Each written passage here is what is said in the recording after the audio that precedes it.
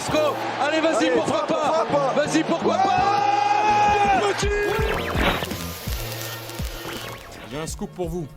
Penalty sur Ronny Lopez à la 151e. J'ai demandé pourquoi on n'est pas revenu sur la VAR, mais la VAR ne fonctionnait pas. Le Colombien qui a pris le dessus, il a réussi son dribble. Falcao, oui, il est mort. Ce soir, je vais dire tout haut ce que tout le monde pense tout bas.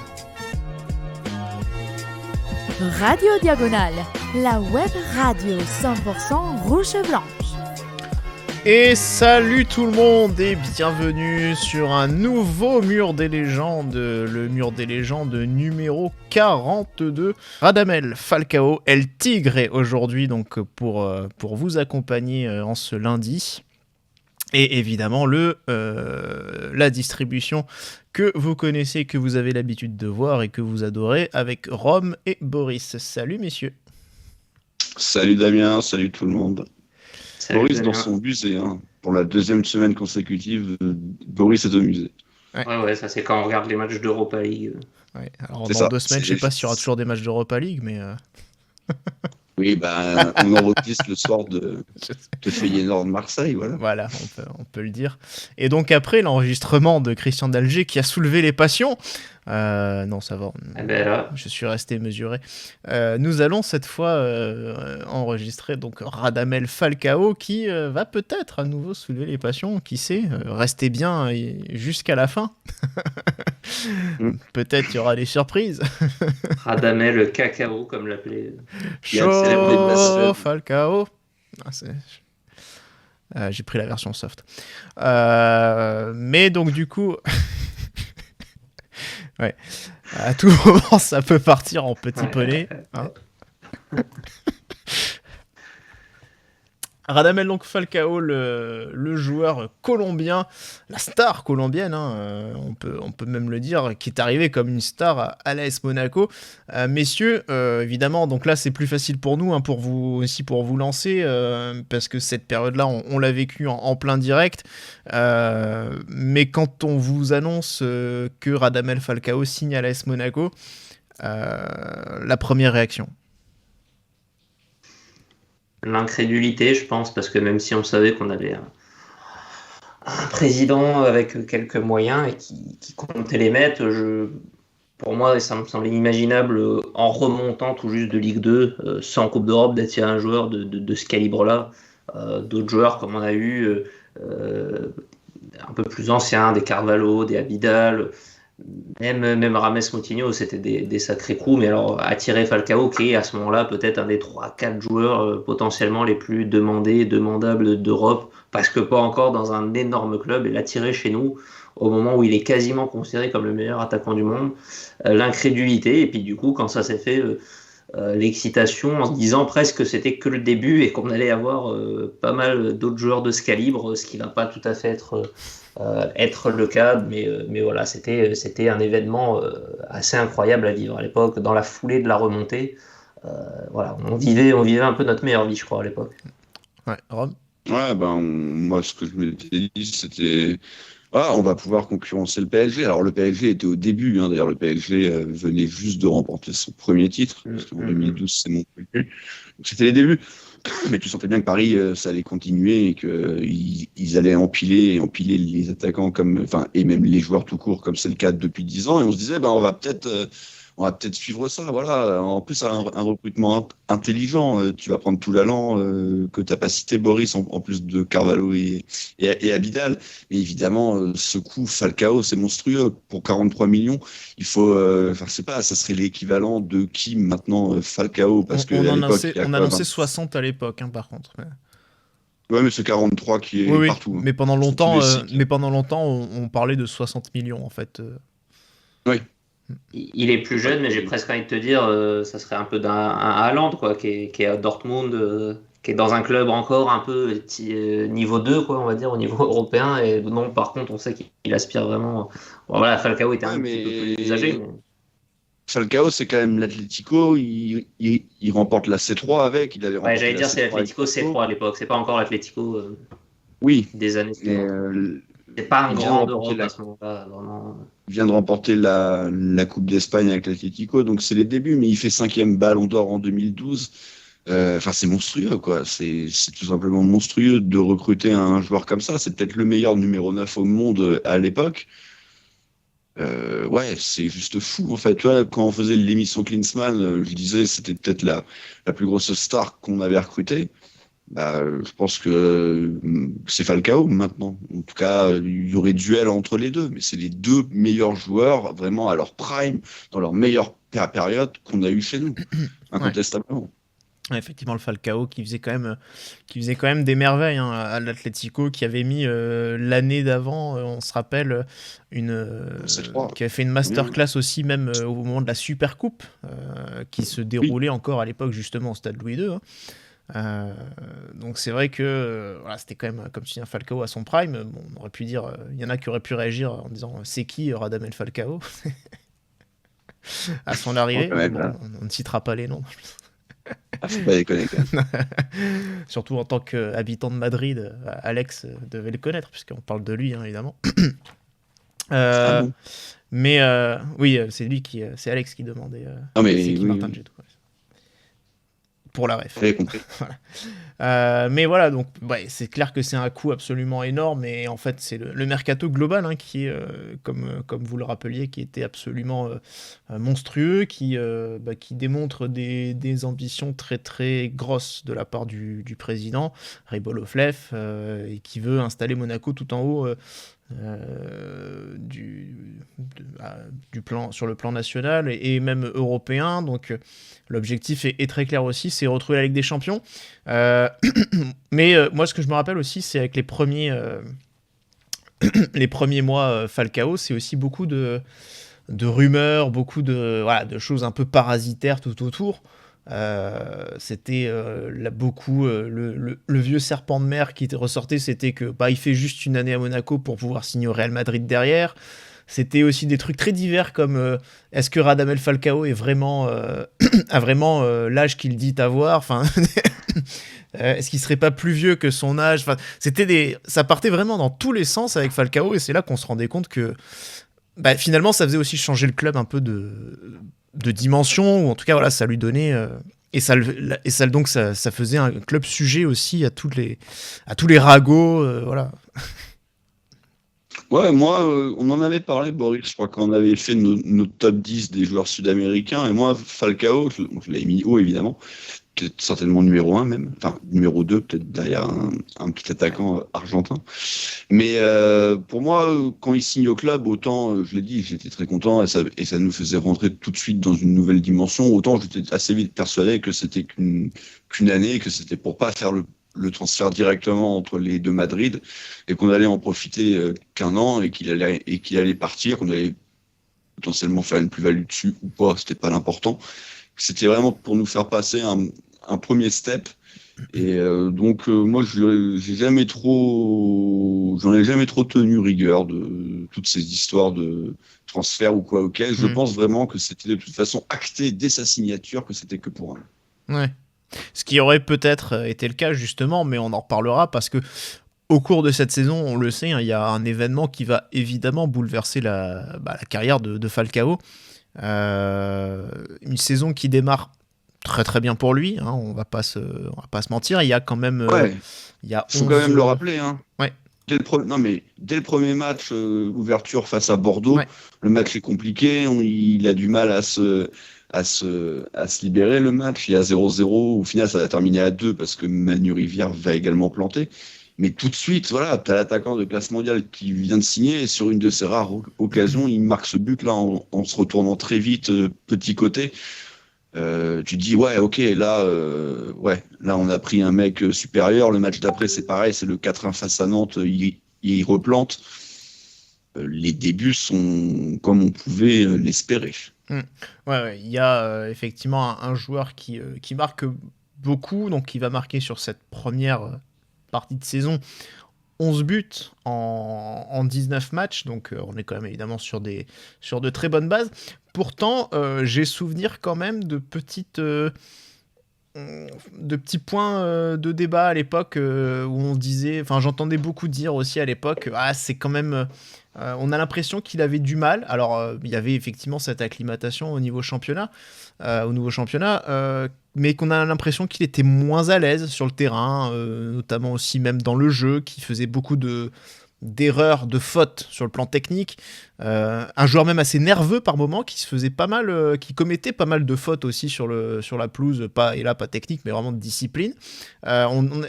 J'entendais pas mal, alors pour le coup c'est pas moi qui le disais, c'est qui le pensais, mais j'entendais vraiment pas mal de gens autour dire, on a l'impression que c'est pas le même Falcao de l'Atlético.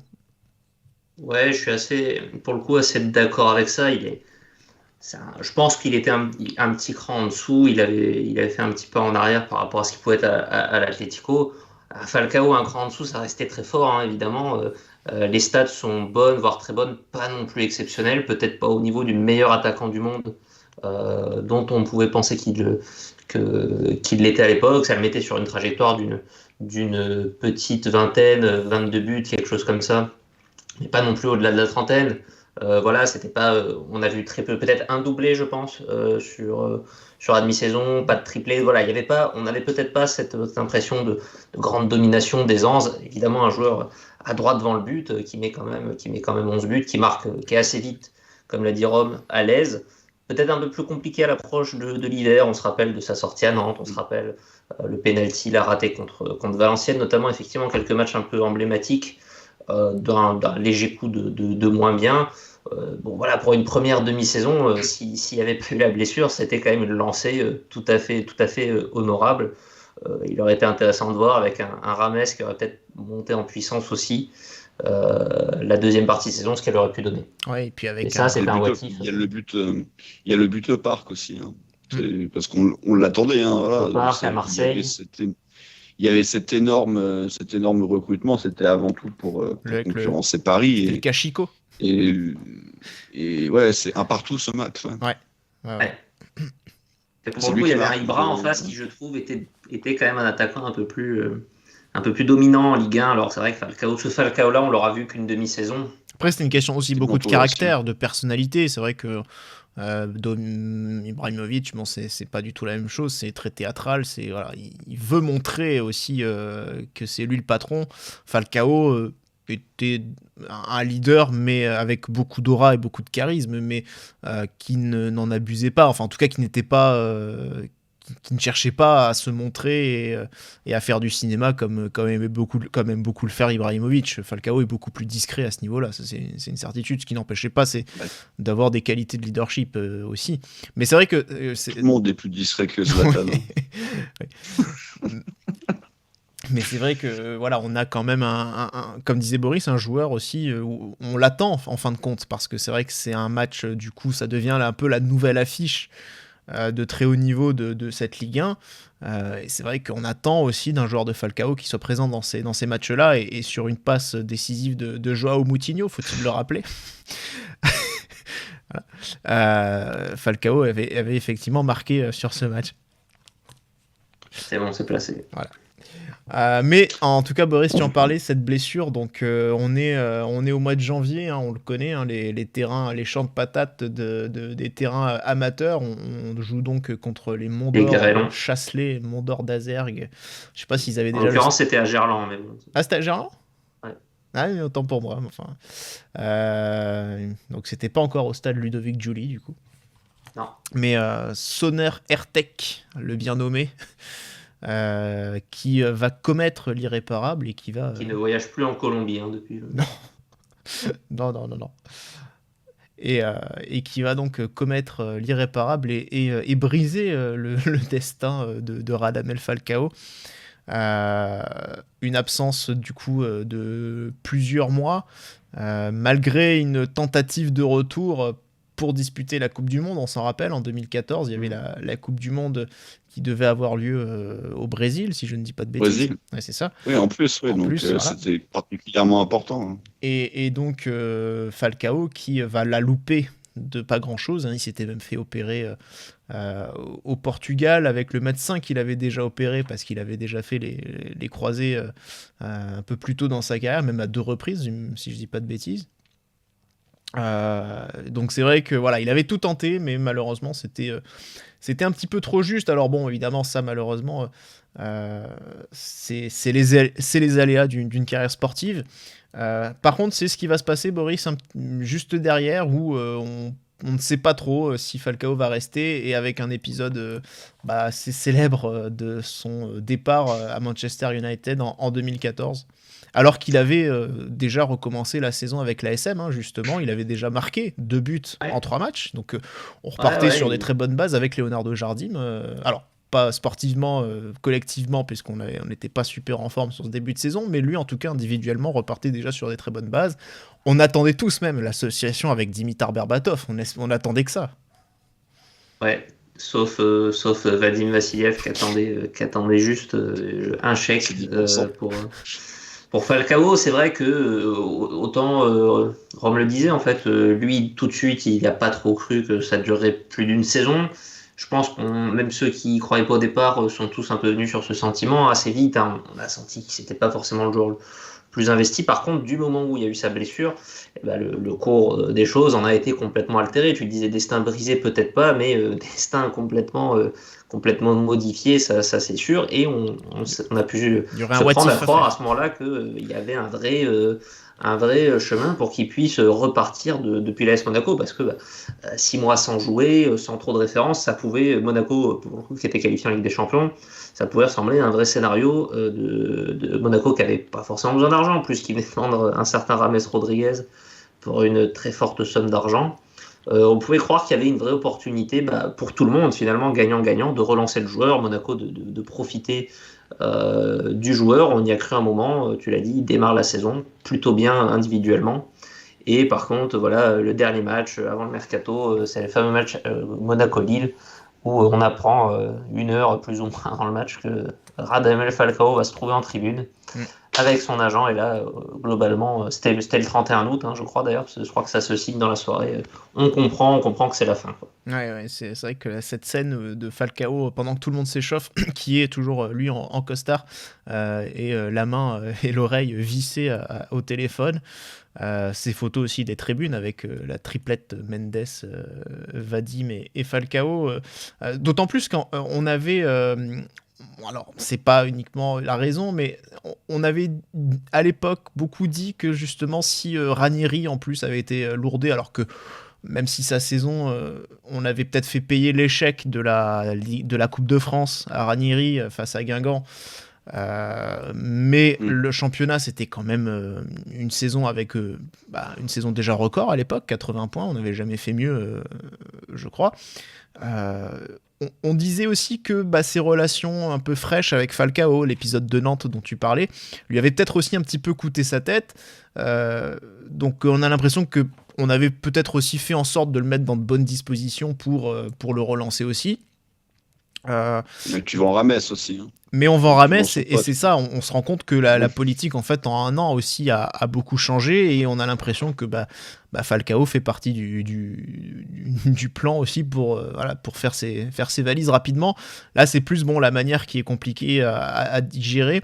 En tout cas, donc, ce prêt à Manchester United va être un véritable fiasco pour lui, au point même que... Les débuts sont pas mal, hein. Moi, je me rappelle, ouais, mais ces tout débuts sont plutôt bons. Mais je crois qu'il avec Di Maria qui venait d'arriver aussi. Mais oui, ça va très vite. Non, mais parce que Chelsea, c'est un véritable fiasco. Manchester, les débuts sont pas mal, et puis ça tourne, et puis ça tourne mal. Parce que pour autant, alors Chelsea, je sais que ça marche pas du tout. Autant à Manchester United, il y a plus de matchs, mais j'ai souvenir aussi qu'on l'avait fait jouer avec les U23. Donc les U23 pour situer, enfin c'est la réserve en fait des clubs pro en Angleterre, mais ils jouent même pas dans un championnat titré, c'est-à-dire qu'ils jouent des matchs amicaux, ils jouent des petits tournois, des petits machins à part des autres, ils remplissent leur saison comme ça, mais c'est même pas un championnat titré pour dire. Et là en fait voir Falcao avec les U23, c'était un peu l'humiliation suprême, quoi. En tout cas vu d'ici, on se disait mais c'était la déchéance assez terrible. C'est comme si, c'est comme si nous on faisait jouer un grand joueur en réserve, quoi. Voilà, c'est un peu la même chose. Et qui se blessait au bout de 10 minutes. En plus. Mais non sans avoir fait une jolie talonnade en guise de passe décisive pour Thiago Ribeiro, précisons-le. Mais enfin voilà, c'est vrai que quand on voit en tout cas Falcao qui qui est en galère à Manchester quand il joue, et qui en plus à un moment donné se retrouve avec la réserve, on se dit oulala, enfin on pense vraiment qu'il est cramé, que sa blessure c'était fini pour lui quoi en termes de carrière. Il y a Chelsea aussi hein, qui pareil qui arrive dans la foulée la saison suivante en 2015-2016 où c'est encore pire. Et là on arrive du coup Rome 2016-2017, on fait revenir Valère Germain, on met les petits plats dans les grands et on va décider de faire Je suis désolé, mais ça faisait partie du plan, quand même. En attendant, celui qui a fait la bonne saison, c'est Valère Germain à Nice. Ouais, c'est vrai. C'est vrai. Mais n'empêche, ça faisait partie du plan. On se dit, allez, on va associer Falcao à un deuxième attaquant avec qui il pourrait bien s'entendre. Et cet attaquant, pour le coup, c'était Valère Germain. Et on va essayer de le mettre en valeur pour justement lui faire retrouver un peu de sa superbe. Et pourquoi pas, si on arrive à le vendre derrière, c'était un peu le deal au départ. Mais en tout cas, ça pose les bases d'une saison record. Ouais, en fait, ce mercato, il est particulier. On n'en a pas tant parlé que ça, parce que c'est vrai que c'est le premier joueur qu'on fait vraiment On a fait Souba quand même, mais de cette époque. Mais on sentait, oui, c'est vrai, merde. On sentait qu'on avait un super milieu de terrain. Par contre, on n'avait pas trop de défense, on n'avait pas d'attaque. Et tout va être résolu. La défense via des transferts.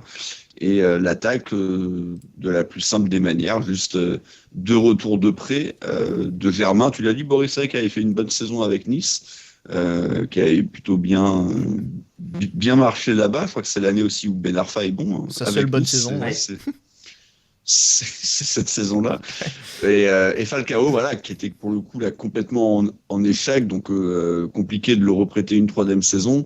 Payant malgré tout, mais bon, compliqué. On a dû réussir à se mettre d'accord avec lui pour qu'il revienne, et c'est un Falcao changé qui revient, puisque ça avait déjà été le cas à Chelsea, mais il s'était passé quelque chose d'important, il s'était coupé les cheveux. Oui, alors ce n'était plus le Falcao aux cheveux longs qui était toujours à Manchester.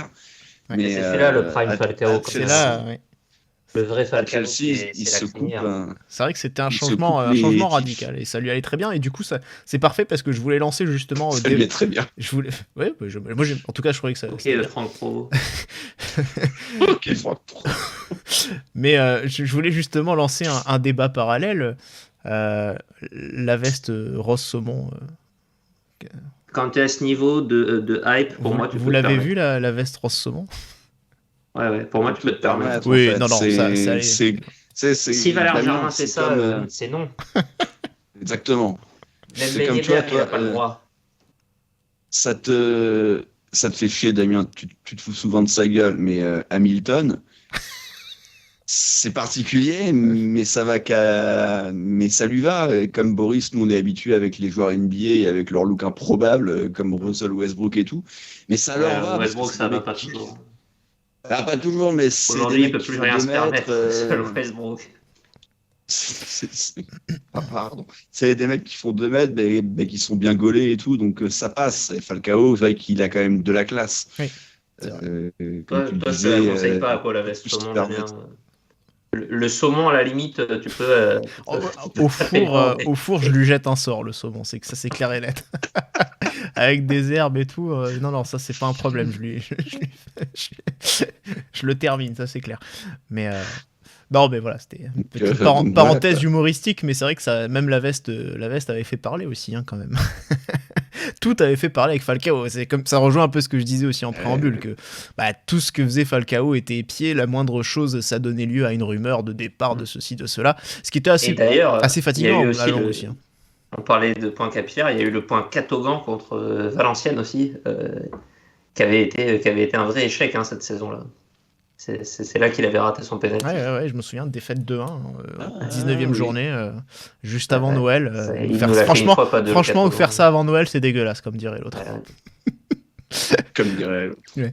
Mais bon, voilà, du coup, saison 16-17, voilà, vous le savez, vous l'avez tous en mémoire, cette saison absolument exceptionnelle, avec ce titre de champion de France, avec un nombre de points record devant un PSG tout aussi impressionnant, avec un nombre de buts absolument record, avec une demi-finale de Ligue des Champions, une finale de Coupe de la Ligue, une demi-finale de Coupe de France, voilà. Et évidemment Falcao est le capitaine et un des leaders de cette équipe, le principal leader, je pense aussi, très charismatique, et aussi le meilleur buteur cette saison-là, du coup, puisqu'il finit il finit la saison avec 30 buts et 21 buts en championnat.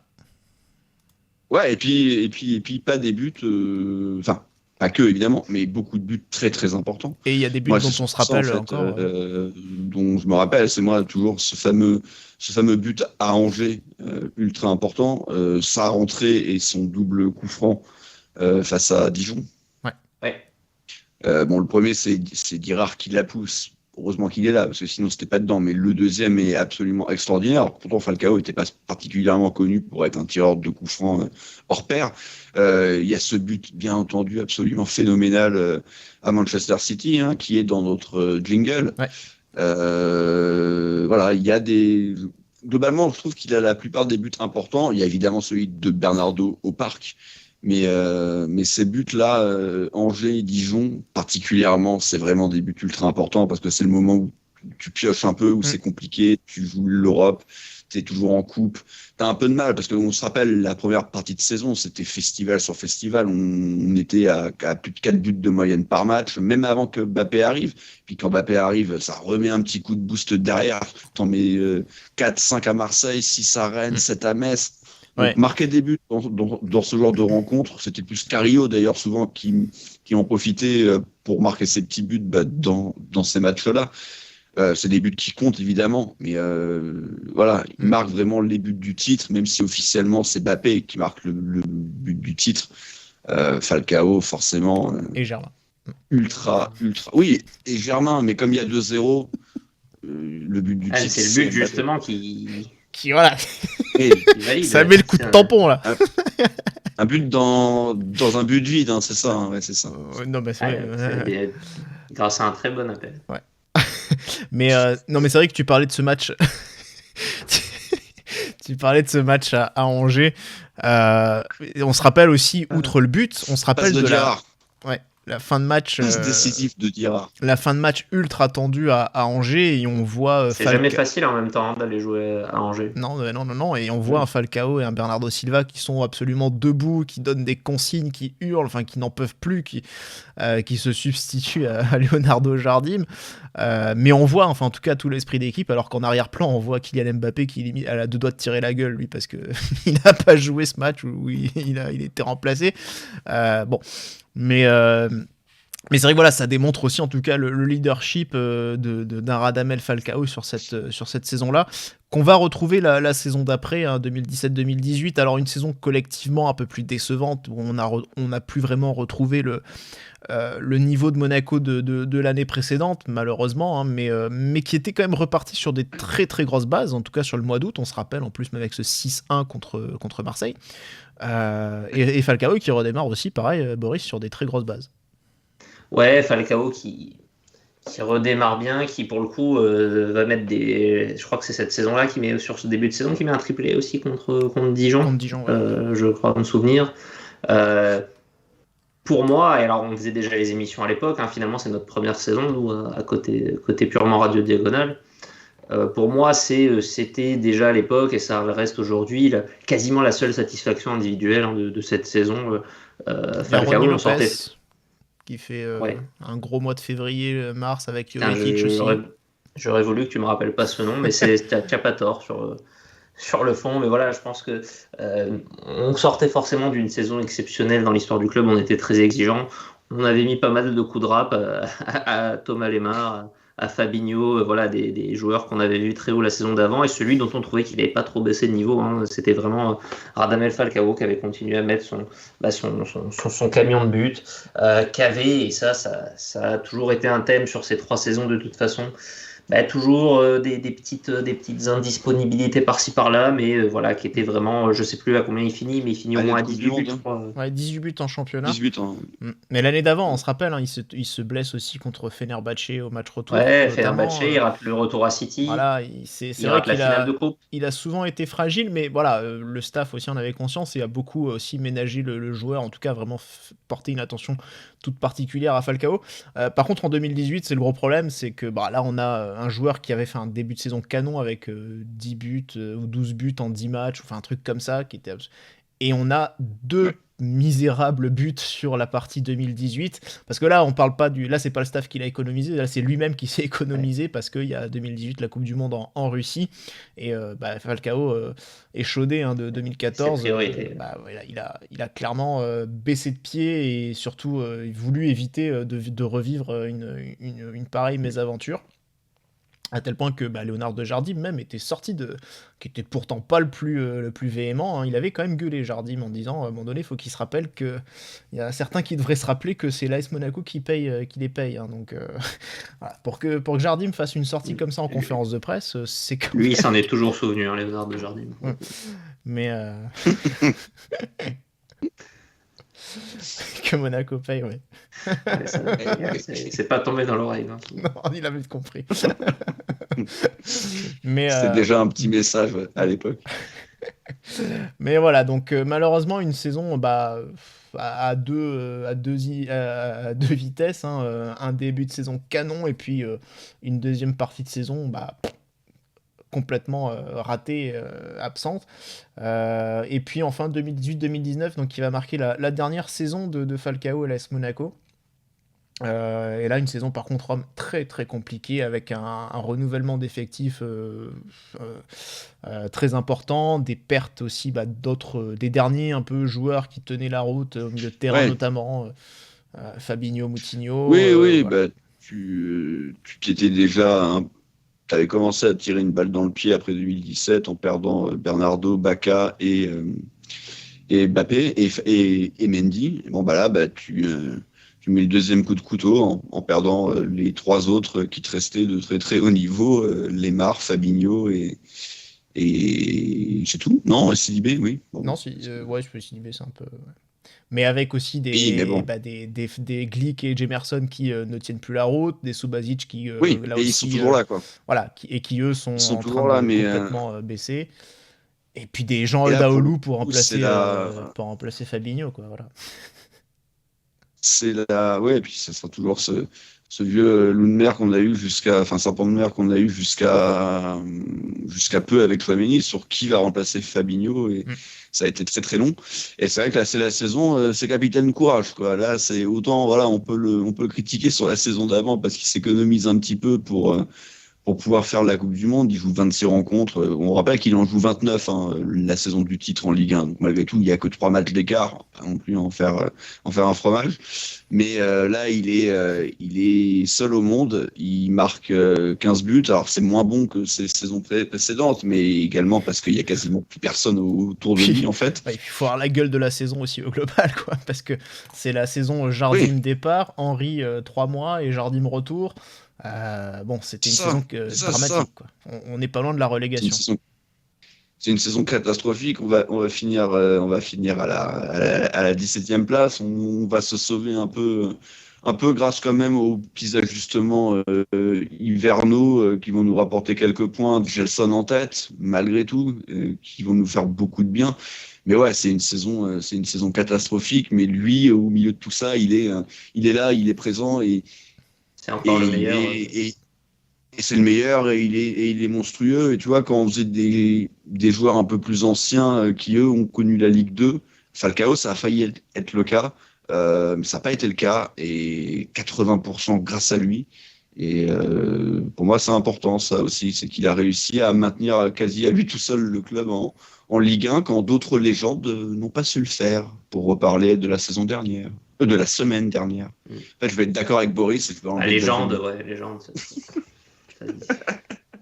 On parlait de coup franc, je me souviens notamment à Caen, il avait mis un coup franc Falcao là, sur cette saison. Cette saison-là, je pense qu'il a un taux de conversion assez haut finalement, parce qu'il n'a pas tiré beaucoup, mais il avait l'inspiration Un peu sur qu'il a certains, tiré, sur ouais. certains soirs.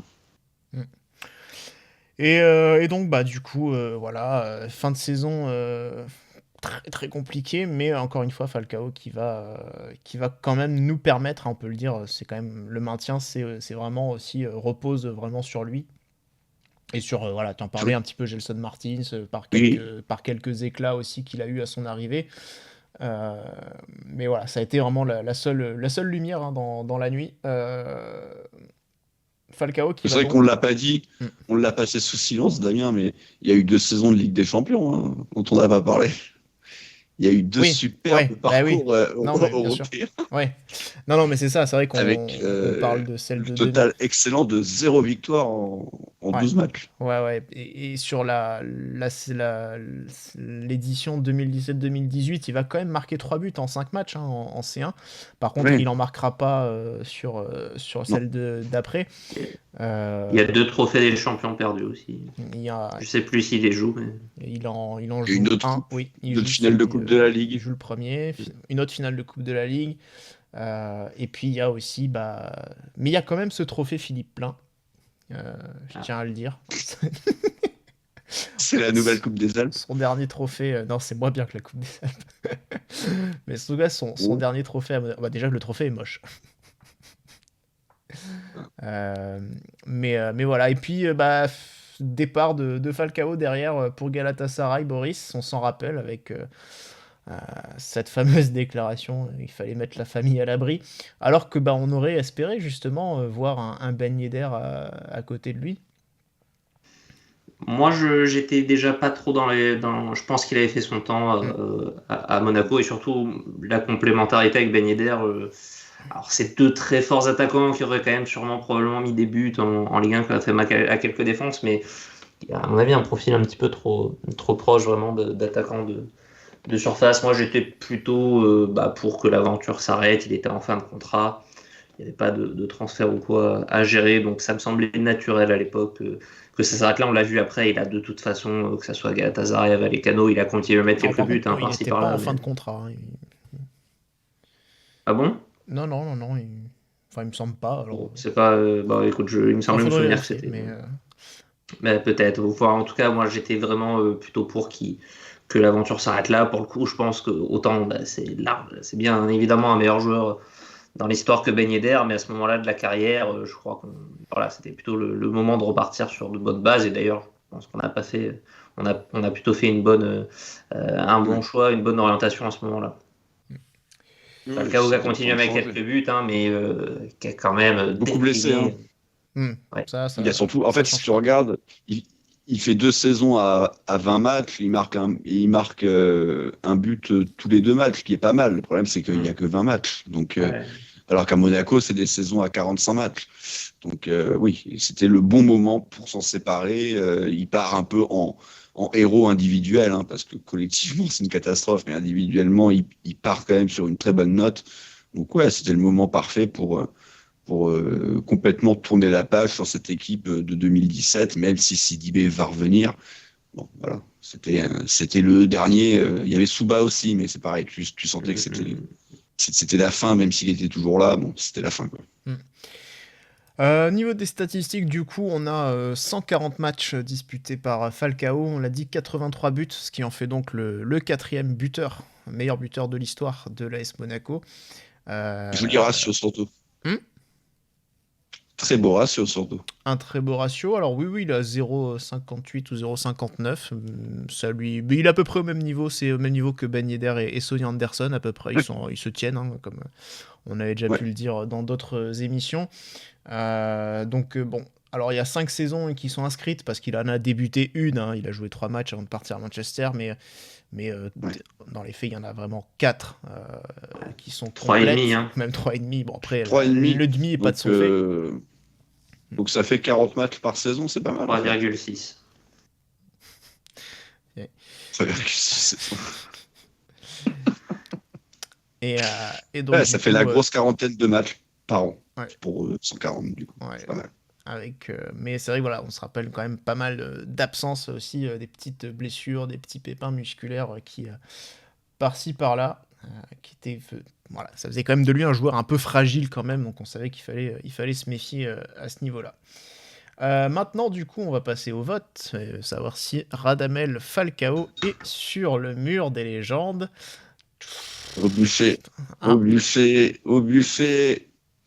Ouh, c'est une honte. Alors, évidemment, il est sur le mur des légendes, mais pas sur celui de tous. Non. C'est catastrophique. Non. C'est le pire choix depuis. Quand je pense qu'il y a une semaine, on a mis d'Alger. Ouais. Alors après, Et qu'on ça met pas n'empêche pas que tu as Falcao. fait un choix bizarre sur d'Alger, mais je suis d'accord, je te Ouais, rejoins. mais alors là, putain, Ne pas mettre Falcao, c'est encore bien plus blasphématoire. c'est le plus pire quand même. C'est le plus fier. Faut dire un mot Non, franc. mais voilà, je vais effectivement justifier ce choix. Non, mais il n'y a rien à justifier Bah d'Adrien, si, c'est parce mort. que j'ai quand même des raisons à évoquer, sinon je te mute. Mais non, mais moi le principal grief que j'ai contre lui, alors je parle en disant que j'adore Falcao en plus, ce qui est tout à fait, ce qui peut sembler tout à fait paradoxal. J'adore Falcao, c'est un joueur que j'ai vraiment, qui m'a vraiment, on pourrait presque dire qu'il m'a presque fait rêver, hein, clairement. J'ai aussi en mémoire ses buts, ses grands moments face à Manchester City, etc.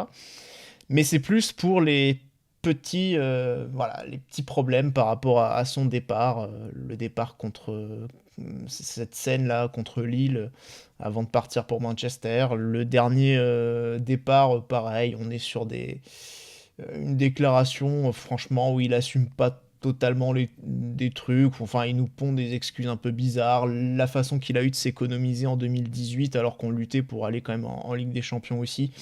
Alors je peux comprendre qu'il a envie de jouer la Coupe du Monde, mais moi la Colombie j'en ai rien à foutre, donc moi ça me concerne pas, je pense à mon club, donc c'est normal que chacun aussi voit ses intérêts, et c'est vrai que 2018, sa demi-saison elle est vraiment catastrophique, et ça me plaît pas. Au-delà de ça, je suis d'accord, il y a aussi énormément de choses pour son crédit.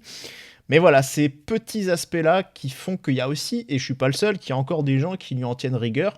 Alors je fais un peu partie de cette minorité un peu contestataire qui va aller un peu contre le sens du vent, mais voilà, c'est plus que peut-être que dans 10 ans, 15 ans, des gens chercheront à connaître un petit peu le passage de Falcao à l'AS Monaco, et je pense que ce sera quand même important qu'il y ait quand même cette petite voix un petit peu discordante pour rappeler aussi certaines choses quand même si, encore une fois, il y a des choses à son crédit, mais qu'il y a quand même eu des petites choses où on a eu l'impression qu'il nous a un peu pissé dessus. Et voilà, c'est ça qui fait que ça n'a pas beaucoup plu des fois non plus. Donc c'est un peu ça. C'est pour ça que j'ai voté contre. Maintenant, peut-être que dans 5 ans, 10 ans, je me dirais, allez, c'est bon, maintenant on va de l'avant et on oublie et je le mettrai. Mais voilà, je me dis, je fais aussi un travail historique et je viens nuancer un petit peu le portrait aussi avec ces éléments-là. C'est un peu aussi comme ça que je me suis posé. Voilà. Mais je ne conteste pas le fait que vous puissiez le mettre, attention. Hein. Sans ça, il y était aussi pour moi sans problème. C'est juste que je voulais aussi un peu apporter de nuances.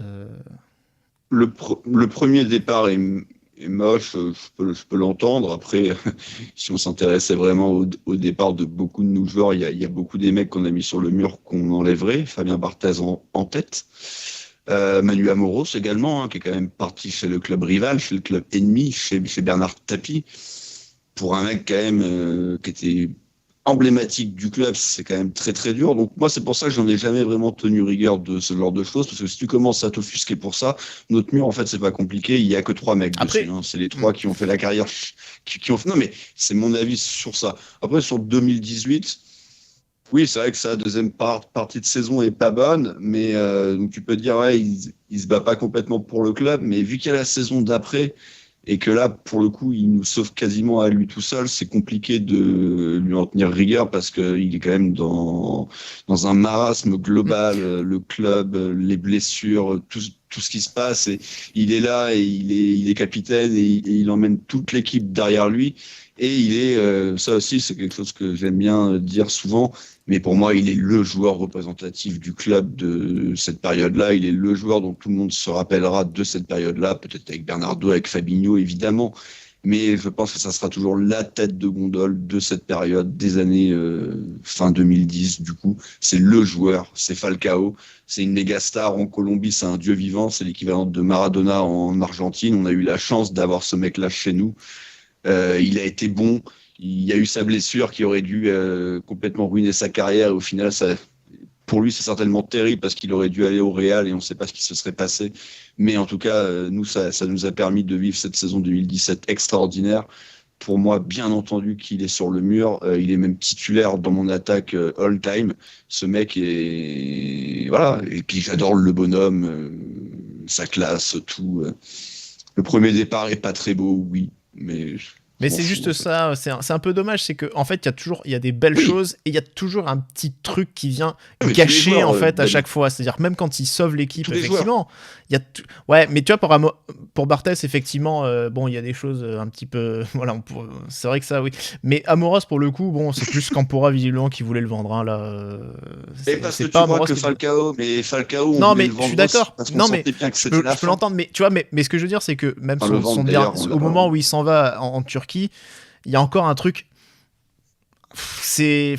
voilà, il te laisse dans le flou, t'as l'impression que il se fout de ta gueule, mais voilà, t'as quand même un truc pas toujours très propre, alors qu'il vient, comme tu l'as dit, il venait de te sauver, qu'il était le joueur de la saison, et que il y a quand même un petit point qui vient toujours un peu noircir le tableau. Alors bon, on peut effectivement en faire fi, je peux l'entendre, mais je trouve ça dommage, c'est qu'à chaque fois il y a toujours un petit truc pour venir gâcher ça à chaque fois.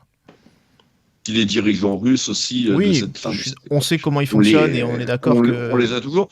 On sait comment ils fonctionnent, hein. On sait comment Souba là en travers, on sait comment Radji. Alors lui, je pense qu'il va lui falloir 50 ans pour s'en remettre. Mais Falcao, bon, lui, il avait accès direct à Ribot, hein, lui. C'était pas pareil. C'est pas Golovin. Golovin, il a pas la carte. Ribot, Falcao, il avait la carte. Je vais tenter la synthèse, messieurs, entre vous deux, pour essayer de mettre tout le monde d'accord. Foutaise. Pour moi, oui, je suis plutôt d'accord avec tout ce que tu as pu citer de Damien.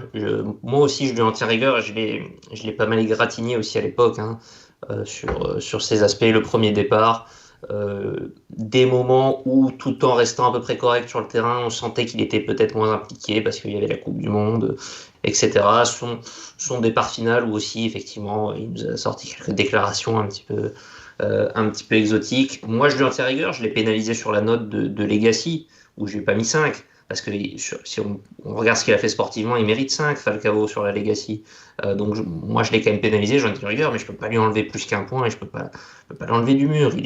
Pour moi, il est beaucoup trop important pour cette saison 2017, pour le leadership qu'il a eu en général. Là où il nous a positionnés sur la carte en Europe.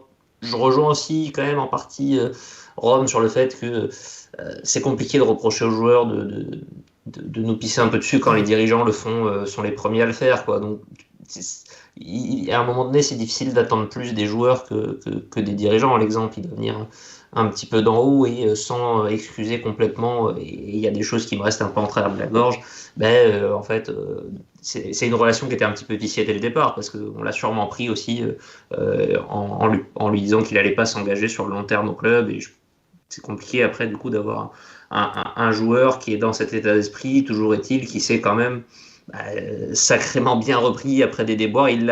Et finalement, là où je le pénalise peut-être un peu moins, c'est qu'il l'a payé déjà suffisamment, hein, je pense, parce que il est venu dans ce club, il est venu sûrement pour les mauvaises raisons. Il y a eu des événements, il l'a payé parce que même s'il a bien rebondi, il n'a pas eu probablement la carrière qu'il aurait pu et dû avoir sans cet incident ou s'il n'était pas venu directement à Monaco. Mais voilà, il a superbement rebondi quand même avec cette saison 2017. Et voilà, pour moi, c'est un joueur franchement emblématique. On n'a pas eu tant de joueurs que ça qui ont été si dominants sur la scène européenne et sur la scène nationale. Donc voilà, moi, Tu disais il te faudra peut-être 5-10 ans pour que ça s'apaise. Moi, je crois que j'y suis déjà à ce stade-là. Finalement, j'avais quand même des griefs contre lui, même quand il est parti. Plus ça va, plus ce sont les bons souvenirs qui restent. Donc voilà, pour moi, il n'y a pas vraiment de débat. Ouais, puis genre, pour vous parler de départ, on peut parler de départ de Roger Mendy aussi. pour détendre un peu là. Voilà. Non, mais il y en a eu d'autres, des difficiles. Hein. Henry, Trezeguet, bien tous sûr, les joueurs sûr. qui ont eu ce niveau-là, Pédigré. en tout cas. Ouais, Mbappé. Ah, mais lui, il est pas sur le Mbappé, mur. après, voilà, il y en a aussi qu'on n'a pas mis sur le mur. Et on leur a tenu souvent la gueule. Hein, mais... Non, Fabinho, non. c'était pas. Il y a une dernière saison qui a été compliquée. Ah, tu commences déjà à teaser l'émission Famille. Je sais. On va se calmer. Ouais. On va se calmer. Joli, le départ, ça se fait. Comme par ça, un voilà. volontaire. Écoute, Boris, Ouais, Julie tu as eu Rotten. un call catastrophique sur d'Alger. On va considérer que j'ai un call catastrophique sur Falcao. Et puis on va attendre le Vous call faites de, honte. de, de Rome Vous faites sur, honte. sur Fabinho pour qu'on en ait un chacun. Je propose qu'on soumette au vote le pire call. Et... En Parce tout que cas, Damien va l'emporter haut la main. si on s'en réfère au vote des auditeurs, il y a des chances puisque 82,3% des auditeurs ont voté pour oui pour Falcao, alors que c'était 60 pour d'Alger et Fabinho est juste en dessous avec 80. Donc ça sera clairement pas moi. Donc ça sera toi, Damien. Voilà, c'est tout. Oh, mais c'est pas grave, Voilà. je l'assume encore une fois, je travaille pour les générations futures, monsieur. Parce que les jeunes là qui sont abreuvés de TikTok en ce moment là, Voilà. Hein, quand ils vont commencer à s'intéresser à l'histoire du club, ils vont dire Ok, oh ouais, ok. Falcao, ils viendront de tomber sur le mur des légendes, ils disent ah putain, Falcao, il y avait ça aussi. Voilà. C'est pour apporter un peu d'exactitude des fois. Mais là, il faut que tu fasses un format 30 secondes, Damien, si tu veux D'accord. parler aux jeunes. Du futur. Ouais. Et Tu les as déjà perdus là. Mais non, mais je suis d'accord. Encore une fois, tout n'est pas rose, mais je trouve beaucoup trop sévère. Enfin, je te trouve beaucoup trop sévère avec lui, alors que tu ne l'as pas été avec d'autres qui sont partis dans des clubs rivaux, ennemis, et dont nous sommes passés un peu sous silence. Donc, ce n'est pas ce qu'a fait Falcao. Il est parti en Turquie, ça. Et d'ailleurs, il a été bien reçu, mais par contre, ça n'a pas super bien marché. Ah, ça a marchouillé, quoi. Ouais. Mais en tout cas, ça n'empêche pas l'entrée donc de Radamel Falcao sur ce mur des légendes. Hein. Donc, la deuxième ligne est complète. Hein. J'aime bien voir des lignes complètes. Donc après Christian d'Alger, Radamel Falcao, ça nous fait combien d'attaquants du coup? Ça fait donc on avait Trezeguet, Onis, on 7, avait 8, non Kosu, Anderson et donc Falcao. Après il y a des ailiers, Oui. d'Alger ailier, on pourrait effectivement le ranger aussi du côté des attaquants ou même Julie des fois considéré un peu comme tel. Fred d'Alger est sur le mur des légendes. Oui, Boris. Comme quoi, mais on vient de mettre Falcao, Ah, donc je savais comme pas. pour te paraphraser, on fait vraiment rentrer n'importe qui dans le Panthéon maintenant. Je plaisante évidemment. Falcao n'est pas n'importe qui. Je tiens quand même encore à le redire, même si certains pourront être choqués. En tout cas, les 100 personnes, les 150 personnes qui nous écoutent. Mais j'adore Falcao. J'ai pas le mur devant moi, mais Oui. c'est le deuxième non-européen. Ah, c'est une bonne question. Alors, oui. Du coup, oui. Il y a Onis. Oui, parce qu'Onis, c'est. Ouais, mais Onis, Anderson. c'est Anderson, du coup. Ah, il y a Anderson. Mais Onis avait aussi le passeport italien, donc du coup. Oui, enfin bon, il est Oui, argentin. il est argentin, mais Il est quand même né à Rome. Oui. Mais oui, effectivement. Donc ce serait le troisième. C'est le troisième. troisième. Après, cela dit, il y a Que des Trezeguet attaquants. qui est né aussi en Argentine. Non, il est né Ah à Rouen. bon Non, il est né à Rouen, pardon. J'ai dit une Il connerie. est, puis il est un peu champion du monde avec l'équipe de Ouais, France. Donc, Mais quand il arrive, on le rappelle, il parlait même pas français. Hein. Oui. Aujourd'hui encore, c'est. Enfin bon, c'est un autre débat. Ça. Ne commence pas. C'est un autre débat. Allez, messieurs, on va parler. donc conclure maintenant cette longue émission sur Radamel Falcao. Mais bon, forcément, quand on convoque aussi les souvenirs assez frais, hein, forcément, ça fait des émissions beaucoup plus longues, avec beaucoup plus de choses à dire.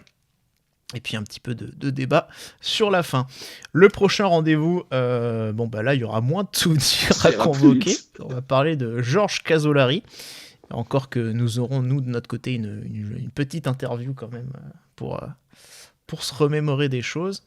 Pour la petite anecdote, d'ailleurs, ASM Foot, c'est ressorti aujourd'hui. On enregistre le 28 avril, mais ça sortira un peu plus tard, évidemment. Mais Casolari, la mort de Casolari avait été annoncée par erreur sur ASM Foot, ce qui n'est pas sans rappeler une certaine actualité que nous avons eue aujourd'hui avec un certain agent de football. Voilà, c'est des choses qui arrivent. Voilà, donc l'émission numéro 43, ce sera Georges Casolari, et ce sera à retrouver lundi prochain, après bien sûr le débrief de Brest-Monaco. Merci Boris, merci Rome, et merci à tous de nous avoir suivis. Dagemunegu et ciao ciao. Et bisous.